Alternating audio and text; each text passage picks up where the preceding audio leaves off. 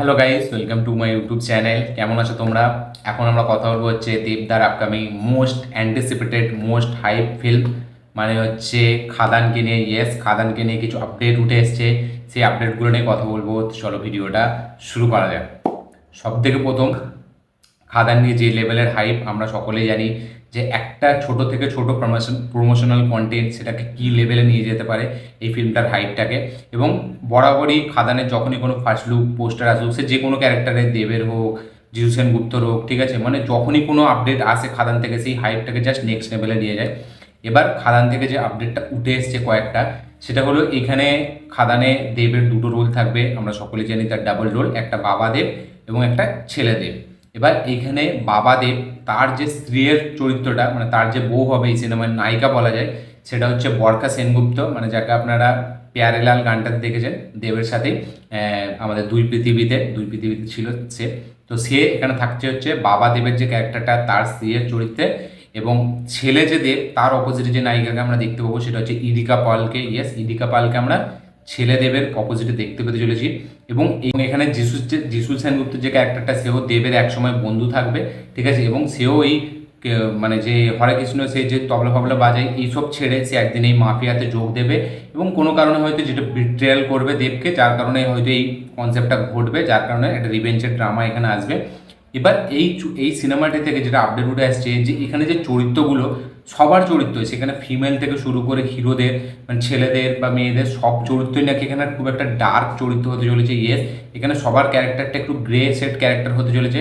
এবং দেব এখানে যে হিরো, সেও কিন্তু গ্রে সেট ক্যারেক্টার।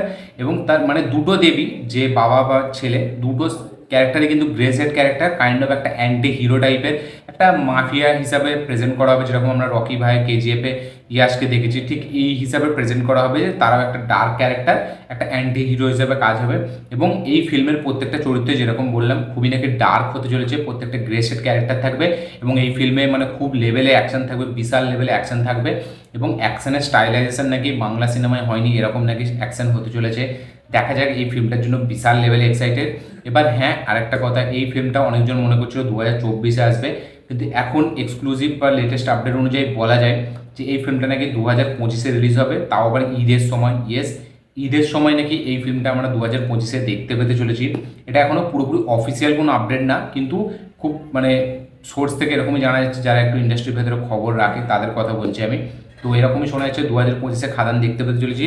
এবং তার থেকেও বড় কথা, মানে খাদান সিনেমার যে পার্ট 2টা, ঠিক আছে, সেটা 2027-এর মধ্যেই আসতে চলেছে। ইয়েস, এটার যে মেকার্স, ঠিক আছে, বা যে ডিরেক্টার্স, তাদের বলা যায় যে 2025-এর এই সিনেমাটি এনে তারা 2027-এর মধ্যেই পার্ট 2টা আনতে চলেছে। ইয়েস, পার্ট 2টা 2027-এর মধ্যে আমরা দেখতে পেতে চলেছি। দেখা যাক প্রথম পার্টটা কীরকম হাইপ জেনারেট করে এবং প্রথম পার্টটা কীরকম বক্স অফিসে মানে ঝড় তোলে। এবং এই ফিল্মটা দিয়ে দেবদার আবার একবার বড় সড়োভাবে কামব্যাক হতে যাচ্ছে, যেটা সে চ্যালেঞ্জ থেকে করেছিল, ঠিক আছে, একটা দারুণ একটা মাস কমার্শিয়াল একটা কামব্যাক, যেটা এই মুহূর্তে বিশাল দরকার আমাদের বাংলা ইন্ডাস্ট্রির জন্য। রিসেন্টলি আমরা দেখলাম তুফান চললো না আমাদের এইখানে, ঠিক আছে, সেইটাকে নিয়ে অনেক কন্ট্রোভার্সি ক্রিয়েট হলো, সেসব বাদ দিন, ঠিক আছে, সেসব তো আলাদা কথা, কিন্তু তুফান এখানে চললো না। এবার তুফান একটা অন্য ধাঁচের ফিল্ম, ঠিক আছে। রিসেন্টলি আমাদের এখানে চেঙ্গিজ রিলিজ হয়েছিল, চেঙ্গিজ রেসপন্স পেয়েছে ভালোই, কিন্তু যেই লেভেলটা এক্সপেক্ট করা ছিল, চেঙ্গিজ সুপার হিট অবশ্যই, কিন্তু সেই যে মানে একটা হাই যেটা আজ থেকে অনেক বছর আগে দিত, সেরকম দেয়নি। মির্জা যেটাকে ট্রাই করেছিল অঙ্কুশ, কিন্তু সেটাও সেইভাবে দিতে পারেনি। তো এখন 1 নম্বর ভরসা হচ্ছে খাদান। খাদান যদি ব্যাটে বলে হয়, সেটাকে একটা বাংলা সিনেমার জন্য ল্যান্ডমার্ক সিনেমা বলতে বলতে পারি আমরা।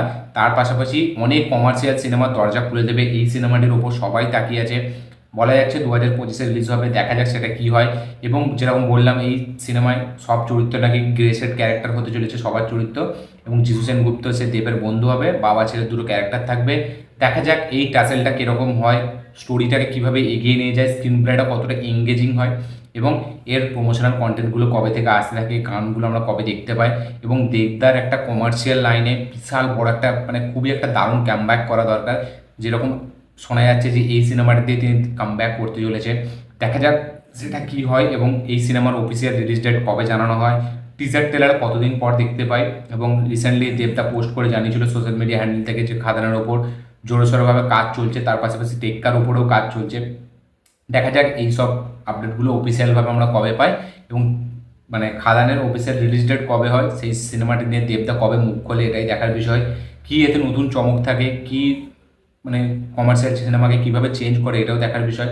দেখা যাক কী হয়। তো এটা ছিল পুরো সব দেবদার খাদান নিয়ে আপডেট। আপনারা যদি আপডেটটা আগে থেকে জেনে থাকেন অবশ্যই কমেন্ট করে জানাবেন যে আপনাদের কি মতামত এই আপডেটটা পেয়ে। যারা জানাননি তারাও কমেন্ট করে জানাবেন যে এই জায়গাটা জানার পর আপনাদের কি বক্তব্য, এই সিনেমাটা কি মানে একটা ল্যান্ডমার্ক সিনেমা হতে পারে বাংলা ইন্ডাস্ট্রির জন্য, বা দেবদার কি বিশাল বড় একটা কামব্যাক হবে এই সিনেমাটিতে, না এই সিনেমাটিও কলকাতায় চলবে না, যেরকম এখন কমার্শিয়াল সিনেমার মার্কেট আমাদের এখানে নেই, এটাও এই সিনেমাটার সাথেও কি সেটা হতে চলেছে। অবশ্যই কমেন্ট করে জানাবেন এইসব ব্যাপারগুলো। আমার এই ভিডিওটি ভালো লেগে থাকলে লাইক শেয়ার কমেন্ট করে দিন। চ্যানেলটিতে নতুন হলে চ্যানেলটিকে সাবস্ক্রাইব করুন, বেল আইকনটি প্রেস করতে ভুলবেন না। দেখা হচ্ছে পরের ভিডিওতে, ততক্ষণের জন্য বাই।